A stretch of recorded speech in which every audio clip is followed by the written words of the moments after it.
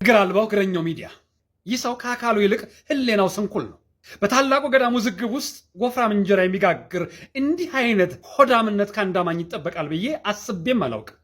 ምናልባትም በዚህ ቤተክርስቲያን ላይ የተሴራውን ሴራ አስፈጻሚ እንደሆንክ በገሃድ እያሳየ ነው። አባቶች በዋልድባ ምድር ላይ የሴቶች ገዳም የሚባል ታሪክ የለም ብለው እያስረዱት የሴቶች ገዳም አለ ብላ ኮሜዲያን እሸቱን እንዲቀርጽ ያደረገችውን መነኩሴ እኛ እናውቃትም፣ አላመነኮስናትም፣ እዚህም አትኖርም፣ ከተማ ነው የምትኖረው እየተባለ ታሪኩ እየሰማ እንዳልሰማ ቀረጸውን ጨርሶ ፕሮግራሙን ሲዘጋ እንዲህ ይላል። እነሱም ሀሳብ ካላቸው መድረኩ ክፍት እንደሆነና እንደሚያስተናግዳቸው ያስተዋውቃል።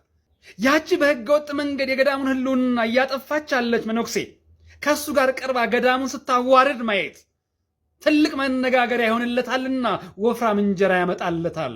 ፕሮግራሙ ላይ እንድትቀርብ ይፈልጋል፣ ይጋብዛታል። እግር አልባው እግረኛው ሚዲያ ምን ነው ይህን ያህል የታላቁን ገዳም ውድቀት ተመኘህ? ምን ነው ይህን ያህል የገዳሙን ቅድስና ለማራከስ ሮጥክ? ምን ነው ይህን ያህል እምነት ትርፍ ካስገኘ ሌላው የራሱ ጉዳይ ብለህ አቆሸሽከው? ስንት ሊቃውንት ባሉበት ገዳም፣ ስንት ስውራን ቅዱሳን ባሉበት ምድር የማይሆን መነኩሴ በማይሆን ጥያቄ እንደ ዓለማዊ መድረክ እያፋጠጥክ ታላቁን ገዳም በአደባባይ ስታሰጠው ማየት ያንገበግባል። እግር አልባው እግረኛው ሚዲያ በወንድምህ ውድቀት ገንዘብ መስራት እንዴት ቻልክበት? ኮሜዲያን እሸቱ እንደተሳሳተ ይቅርታ እንደጠየቅ እናውቃለን። ተመልሰ የኮሜዲያን እሸቱን ስህተት እየመረጥክ ቪዲዮን ቆርጠህ እያስገባህ ጥፋት መሆኑን አምኖ ቆርጦ ያስወጣውን ቪዲዮ ሳይቀር መልሰህ እያስገባህ በሱ ውድቀት ምን ነው ያንተን እንጀራ ጋገርክ? እኔ አንተን በሆን ወንድሜ በአደባባይ ሲወገዝ ሳይደንግጭ እኔም ነገ የሱ ዕጣ ይደርሰኛል ብዬ አባቶቼ ይህንን የውግዘት ቃል በአደባባይ ባላስተላልፈው መርጣለሁ። ራሱን ወንድሜን ይዤ መጣና እንዲነጋገር አድርገዋለሁ። ይህ የውግዘት ቃል ለእናንተም ለልጃችሁም ለገዳሙም ለእምነታችንም ጥሩ አይደለም፣ መልከ ብዙ እይታ ያመጣል እል ነበር። እግር አልባው እግረኛው ሚዲያ የታላቁ ገዳም አባቶች ውዝግብ ውስጥ መሆናቸውን ተጠቅመህ ምን ያህል ጥፋት እያጠፋህ እንደሆነ ልታውቅ ይገባል። ምናልባትም እርስ በርስ የተቃቃሩት አባቶች ከቀልባቸው ሲመለሱ ያንተ ጥፋት የሚታወቀው ያኔ ይሆናል። እባክህን አርፈህ ተቀመጥ። በዋልድባ ገዳም ምክንያት የተነሳ እንግዲህ አስቀድሞ እሸቱ ኮሜዲያን እሸቱ በሰራው ቪዲዮ ላይ በርካታ ሰዎች ተቃውሞ ነበራቸው። ተቃውሞን አሰምተዋልኝ። የገዳም መነኮሳት አበው ሳይቀሩ ትክክል እንዳልሆነ ገልጸውለት እሸቱም እንግዲህ በፍጥነት አባቶች አጥፍቻለሁ ይቅርታ ብሎ ስቱዲዮ ድረስ መጥተው ተንበርክኮ ይቅርታ ጠይቋል ማለት ነው። እንዲሁም ደግሞ የእግረኛው ሚዲያ ወንድማችን ተክለ ሃይማኖት ደግሞ በዛው ልክ ዋልድባ ድረስ ሂዶ ገዳም ገብቶ ቪዲዮውን ሰርቷል ማለት ነው። ነገር ግን በዋነኝነት ቪዲዮ ያተኮረው እሸቱን ማሳጣት ነው የሚሉ ብዙዎች ተገነስተዋል ማለት ነው። እሸቱ ላይ ዘመቻ የመፈጸም በተለይ ወንድማችን እንደገለጸው እሸቱ ያጠፋውን ቪዲዮ ሳይቀር እየቆረጠ ቪዲዮ ውስጥ እያስገባ እጅግ በጣም አስደንጋጭ አሳፋሪ ከአንድ ትልቅ ጋዜጠኛ የማይጠበቅ ስህተት ተሳስቷል። በዚህም የተነሳ ብዙ ውርጅብኝ የደረሰበት ይገኛል። ብዙ ጥላቻና አላስፈላጊ ነገሮች የተደረጉ ይገኛሉ። ምክንያቱም እሸቱን በዚህ ልክ ማሳጣት ለምን አስፈለገ? እንዲሁም በዋልድባ አባቶች ላይ የተፈጠረውን ነገር ተጠቅሞ አላስፈላጊ ስራ ሰርቷል የሚሉ ሂደቶች ተከስተዋል ባይሰማም ማለት ነው። እናንተስ በዚህ ጉዳይ ላይ ምንድነው ሐሳባችሁ? በእውነት በእርግጥም ወንድማችን ተክለ ሃይማኖት ተሳስቷል፣ የእግረኛው ሚዲያ ላይ የማይጠበቅ ስራ ተሰርቷል የሚሉ ሰዎች ድምጻቸው በስቷል ማለት ነው። የእግረኛው ሚዲያ ባለቤት ወንድማችን ተክለ ሃይማኖት በሚዲያው ላይ አወዛጋቢ የሆኑ ኦርቶዶክሳዊ የቤተክርስቲያኗን ልዕልና የማያስከብር የቤተክርስቲያኗን ጥቅም የማያጎላ ኢሜጇን የሚያበላሽ ነገር በማቅረብ ይታወቃል። በዚህም ብዙ ጊዜ ተቃውሞ ደርሶበታል። እስኪ አስመልክቱ አንድ ወንድም እንዲህ ብሎናል። ወላዲተ አምላክ ስም ሰው የዚህን ያክል እንዴት በገዛ ሃይማኖቱ ላይ ሴረኛ ይሆናል? እንዴት በአካሉ ተቀጥቶ በልቡ ነው የዚህን ያክል ሁልጊዜ ነውርን ያበቅላል? በፍጹም ይህ ሰው ተመችቶት እሱ የታዘዘላቸው ሰዎች የላኩትን ዓላማ እንዲያስፈጽም በገዳማ ያለን እምነት እንዲቀጭጭ ከአእምሯችን እነሱን የማጥፋቱ ጉዳይ እንዲሳካለት አናደርግም። በደንብ ሼር ኮፒ ሊንክ ታደርጉልኛላችሁ። ይችን እውነትማ በደንብ አድርገን እንፈትላታለን። ምንድን ነው የሆነው? በዋልድባ ገዳም የተገኘው ቢጫውን ወይም ጣል አድርገህ አባቶች ፊት በቃ አንተ ስራ አጠባቂ መጋቢ ሰናያት እሸቱ ነውረኛ ከቤተ ክርስቲያን ተቆርጦ መጣል ያለበት ብልት አድርገህ ወስደህ እዛ ቦታ ተገኝተህ የተጻፈ ነገር ለገዳማውያኑ ሰጥተህ አስነበብክ አይደለም? የላኩ አካላት እንዴት ነው ሲልኩ ባለስንት ገጽ ደብዳቤ ሰጥተው ነበር የላኩ። ጉዳዩ እንዲህ ነው። በግንቦት ወር ሲኖዶስ ላይ ማለት ነው የገዳማውያን አንድነት አንድ መረር ያለ መግለጫን አውጥቶ ነበር። በብፁዓን አበው ሊቃነ ጳጳሳት በአጠቃላይ በቅዱስ ሲኖዶሱ አሁናዊ እንቅስቃሴ ላይ የኦርቶዶክስ ተዋሕዶ ቤተክርስቲያናችን በገዛ ሀገሯ ላይ እየገጠማት ስላለው ችግር የሚያትትና ጨከን ያለ እርምጃ ውስጥ እንዲገቡ የሚያስገድድ ነበር። ይህ የሚያሳስበው ኃይል ታዲያ ይሄ ነገርማ አይሆንም፣ የገዳማውያን ስም በሰው ልብ ውስጥ ያለውን ቦታ መሸርሸር አለብን የሚል ዓላማ ተያዘ። ሁለቱም ነው እንዲመታ የተፈለገው፣ ወንድማችን እሸቱም እንዲሁም የገዳማውያን ልዕልና። ወንድማችን እሸቱ ይቅርታ ከመጠየቅ ውጭ ምንም ሊያደርግ አይችልም። በእርግጠኝነት የምናገረው ደግሞ እሸቱን እጅግ በጣም እንወደዋለን።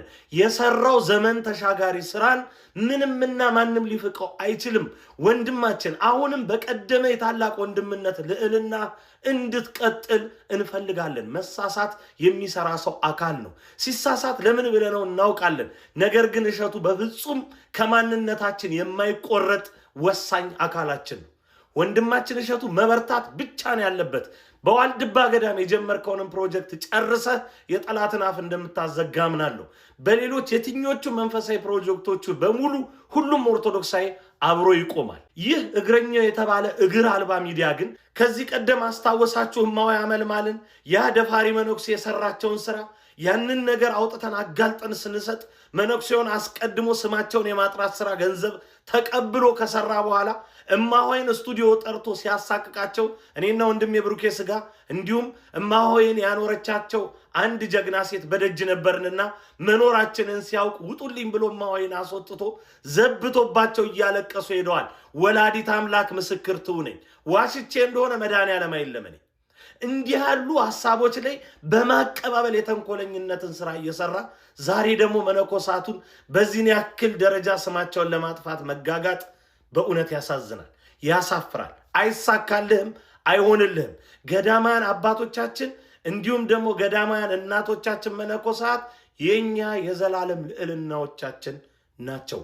በሁለቱም ድርድር የለም። ተንኮለኛ አይሳካለትም። ኦርቶዶክስ ተዋሕዶ ቤተክርስቲያን ግን ታብባለች። ወንድማችን ቴዲ እንግዲህ በዚህ መልክ ሀሳቡን በተለይ በእግረኛው ሚዲያ ባለቤት በወንድማችን ተክለ ሃይማኖት ላይ ሀሳቡን ገልጿል። ይህ ሀሳብ የቴዲ ሀሳብ ብቻ አይመስልም። ብዙዎች የተቀበሉት ብዙዎች የተስማሙበት ሀሳብ ነው። የእግረኛው ሚዲያ ባለቤት ጋዜጠኛ ተክለ ሃይማኖት በጣም ትልቅ ጥፋት አጥፍቷል። ይሄ ምንድነው? እሸቱን በዚህ ልክ ለማሳጣት የሄደበት መንገድ የእሸቱ ጉዳይ ብቻ ሳይሆን ገዳማውያንን በዚህ ልክ ለማራካስና ገዳማውያን ሀሳባቸው ያልሆነ በዚህ መልክ እንዲገልጹ ያደረገበት መንገድ ትክክል አይደለም የሚሉ ወቀሶች የደረሰበት ነው። በዚህ ጉዳይ የእናንተ ሀሳብ ምንድነው? በእውነት የእግረኛው ሚዲያ ሀሳብ ከዚህ በፊት የሚያቀርባቸው ብዙ ቪዲዮዎች ላይ ትችትና ተቃውሞ ይገጥምበታል። ዛሬ ደግሞ ከፍተኛ የሆነ ትችት ተቃውሞ ገጥሞታል ማለት ነው። በተለይ በመነኮሳውያን በዋልድባ ዙሪያና በእሸቱ የተነሳ ማለት ነው። ይህንን ሀሳብ ብዙዎች የተስማሙበት ይገኛሉ። የእናንተ ሀሳብ ምንድን ነው? በእርግጥም ሁለቱም ሚዲያ ሰዎች የሚዲያ ባለቤቶች ኦርቶዶክሳውያን እንደመሆናቸው ያስፈልጉናል። ሚዲያው ላይ ትልቅ ለውጥ እያመጡ ያሉ ትልቅ ስራ እየሰሩ ያሉ የሚገኙ ናቸው የሚሉ ደግሞ በአንድ ወገን ይገኛሉ። እኔ እግዚአብሔር ምስክሬ ነው። ይሄ እግረኛ የሚባል ሚዲያ እንዴት እንደሚያስጠላኝ ከመጀመሪያውም አልወደውም። ምን አስበህ ነው ቢጫ ለብሰህ ሄደህ እዛ ጋር ገዳሞችን የምታውቀው? አንተ ለመወደድ እሸቱን ለማስጠላት እንደዚህ ያን ነገር የምትሰራ ምን ሆነ ነው? ገዳማውያን እንድንጠላ የምታደርገው ምን ሆነ ነው? እኛ እኮ ገዳማውያን አንጠላም፣ እሸቱንም አንጠላም። እሸቱ እኮ ቢያንስ ነፍ ነገር ሰርቷል ለቤተክርስቲያን። አንተ ግን አንድ ነገር አልሰራም። አንድ ነገር ማለት ነው። ምን ፈልገህ ነው ግን? በመቤቴ ምን ፈልገህ ነው? ኦርቶዶክስ ነኝ መቼ ምን ፈልገህ ነው ወንድማችን? ፖለቲካ ምናምን ነገር ትሰራለህ እንደዛ ሄደህ አንተ በቃ ጻድቅ ገዳም ሄደሃል እዛ ጋር አባቶችን ቀርጸህ አምጥተህ እሸቱን ልታስረግም ማለት ነው። እሸቱም ወንድማችን ነው፣ ያስፈልገናል። ሲያጠፋን እናገረዋለን። አዎ ገዳማውያንን ማንጠላም። አንተ ግን በስመ አብ እግር አረኒ ያለ ነገር በስመ አብ። እሸቱ አፈቀላጤ ነው በጣም ከሚገርመኝ። እኛኛ ሲመጣ ጎንበስ እያለ እሻባስ በጣም ለስላሳ እንደበስ ነው ያለው። እኛን አላቆየንም፣ በደቂቃ ነው ያሳመነው። እንደዚህ አድርጌ ምንድነው ያለን ፕሮጀክት ልሰራላችሁ የሆነ እቅድ ምናምን በቃ አቅድ። ሁለት መልእክታቶችን አሉኝ በዚህ ቪዲዮ ላይ። ቪዲዮ ላይክ እና ኮፒ ሊንክ ያደረጋችሁ አዳምጡኝ። የመጀመሪያ መልእክቴ ለእግረኛው ሚዲያ ባለቤት ለጋዜጠኛ ተክለ ሃይማኖት አዳነ ነው። ተክልዬ በጣም የቤተክርስቲያኒቷ እንደምትወዳት በደንብ ይገባኛል። እንደዚህ አይነት ጉዳዮች ግን ቢበቃህ ጥሩ ይመስለኛል። አጀንዳዎችን ወደዚህ እያመጡ አንደኛ አንተም ነገ የምትጸጸትበት ጉዳይ፣ ሁለተኛም ነገር ደግሞ የማይረባ ረብ የሌለው ነገርን ቢቆም ይሄ ነገር ጥሩ ይመስለኛል። ሁለተኛ ለመነኮሳት አባቶቻችን እንዲህ አይነት ጉዳዮችን ወደ ሚዲያ ሲመጣ ምናልባት ከጀርባው ሆኖ እናንተም ሂዱ እንደዚህ ማድረጉ እያሉ የሚመክሩ አካላት ሊኖሩ ይችላሉ። ግን ይሄ ነገር ቢበቃ አይሻልም ወይ? የምንኩስናስ ግብሩ እንዲህ ነው ወይ? ልጅ ነው እሸቱ፣ የቤተክርስቲያኒቷ ልጅ፣ ያውም ደግሞ በጣም ብዙ መልካምና በጎ ምግባራትን የሚሰራ የቤተክርስቲያኒቷ ልጅ ነው። ካጠፋ ጠርታችሁ ይሄ ነገር መስተካከል አለበት ብላችሁ በራሱ ሚዲያ እንዲያርም ማድረግ አይቻልም ወይ? አንድም ደግሞ ልጁ ጥፋት ከሆነ ያንን ደግሞ ለሰራበትን ቪዲዮዎችን በጣም አብራርቶ በዛ ላይም ደግሞ ይቅርታ ጠይቆ መነኮሳቱም በቤቱ ድረስ ተገኝተው በዛ ጉዳይ ላይ ተነጋግሮ የተፈታ ጉዳይስ አይደለም ወይ? ስለዚህ እንደው ቢያንስ በዚህ ዘመን ላይ ለቤተክርስቲያን የሚተጉላት የሚለፉላትን ልጆቿን በተለይ ደግሞ በዚህ ዘመን ላይ ውድድሩ ሰፊ በሆነበት ሰዓት ላይ እንደው ገፍተን ልጆቻችንን ባንጥላቸው ጥሩ ነውና እባካችሁ አባቶቻችን እናንተም ይብቃችሁ። ይህ ዲያቆኑ ወንድማችን እንደገለጸው እንግዲህ ጋዜጠኛው ተክለ ሃይማኖት በጣም በእውነት በተረጋጋ ልቦና ሆኖ ይህን ቪዲዮ እንደገና ቢመለከተው የተሻለ ይመስለኛል። ብዙ ጊዜ እንግዲህ ጋዜጠኛው የሚወቀስበት ነገር ምንድነው? አንጋፋ ጋዜጠኛ እንደመሆኑ እንደ ጋዜጠኛ ስነ ምግባርን ተከትሎ ሰውን እየሰራ ያለ በዘርፉ ልምድና እውቀት እንደሌላቸው ሰዎች ነው እየሰራ የሚገኝ። ይሄ ደግሞ ብዙ ትችቶችን አስከትሎበታል። በተለይ ለቪው ነው ለሳብስክራይብ ነው የሚሉ ሰዎች ተነስተውበታል ማለት ነው። በተደጋጋሚ እንዲህ ያሉ ሰዎችን ይሳታል። በእርግጥም እንደተባለው ነገ ወዲያ የሚጸጸትበትን ነገር ባይሰራ በተለይ ቤተክርስቲያኗ ጉዳይ ላይ መልኳን ሊያወይብ የሚችል ነገር ጥላሸት የሚቀባ ነገር በሚዲያው ይዞ ይቀርባል። በዚህ የተነሳ ብዙ ሰዎች ይህ ጋዜጠኛ ተከፋይ ነው የሆኑ ሰዎች ኦርቶዶክስ ቤተክርስቲያን ጥላሸት እንዲቀባ ያዘጋጁት ግለሰብ ነው እስከ ማለት ደርሷል ማለት ነው። እና ብዙዎች እንዲሁም ማንነቱ በደንብ አልታወቀም ገና እንጂ ሰው የቤተክርስቲያን ጠላት ነው እያሉ እየፈረጁት ይገኛሉ። በዚህም ተባለ በዚያ ግን ሁለቱም ግለሰቦች ለኦርቶዶክሳውያን የሚዲያ ስትሪም ላይ በጣም ያስፈልጉናል። በጥንቃቄ መያዝ ያስፈልጋል። አላስፈላጊ የሆነ ሰጣ ገበውን ትተው ወደ ትክክለኛው ስራቸው እንዲመለሱ በተለይ ኦርቶዶክሳውያን ድምፅ እንዲሆኑ ይገባል። ይህ ሚዲያ በተለይ ትልቅ ስራ የምንሰራበት እንደመሆኑ መጠን ከእንዲህ ያሉ መገፋፋቶች ወጥቶ በተለይ ጋዜጠኛ ተክለ ሃይማኖት ይቅርታ ቢጠይቅ የተሻለ ይመስለኛል። እናንተ ዓለም በቃኝ ብላችሁ ገዳም ምትኖሩ ለፈጣሪ የተንበረከካችሁ ሰዎች ይቅርታውን መቀበል አቅቷችሁ ነው? 10 ጊዜ በየዩቲዩብ እየመጣችሁ ገዳማችን ተደፍሯል። ከይቅርታ በላይ ምን አለ? ፈጣሪስ ይቅርታን አይደል እንዲያስተማረን? አንተ ደግሞ ጋዜጠኛው ተብዬ ማለት ነው እባብ የልቡን አይቶ እግር ነሳው። እኔ መኪና ነዳለሁ ምን እንደሚገጥመኝ ግን አላውቅም። እንዳንተ ግን ክርንና ሃይማኖትን ሸጬ ገንዘብ አልበላም። እውነቴን ነው የምልህ ገንዘብ አልበላም። አንተ ጋር ራሱ የሚቀርቡ ሰዎች ጤነኛ አይመስለኝም። አባቴ አንተ ፈጣሪን ብታገኘው አንተ ጋዜጠኛ ይሁዳን ትሸጠዋለህ። ወደ ራስህ ተመለስ። ሃይማኖትን ሸጦ ገንዘብ ከማግኘት ይልቅ አስማንተ በውስጥ በኩል መፍታት የሚቻልን ነገር በሚዲያ እያመጣ ይቀጣጠልልኝ ሰው ይስማልኝ አትበል። አባቴ እውነቴን ነው የምልህ ክርን ሸጠ ከምትበላው ይልቅ ለፈጣሪ ተንበርክከ አንድ እንጀራ ብትበላ ለአንተ ያምርብሃል። እውነቴን ነው። በጣም አስቀያሚ ጋዜጠኛ ነህ። ሁሌ ሳይክ ሰው በሰራው ውስጥ ገብተህ ማጨማለቅ ነው ስራክ። እኛ ግን አንድ ነገር ልንገርህ፣ እሸቱ ማጥፈቶ ከሆነ እሸቱ ከዚህ በኋላ ማንንም ይቅርታ እንዳትል ተንበርክከ ለፈጣሪ ይቅር በል።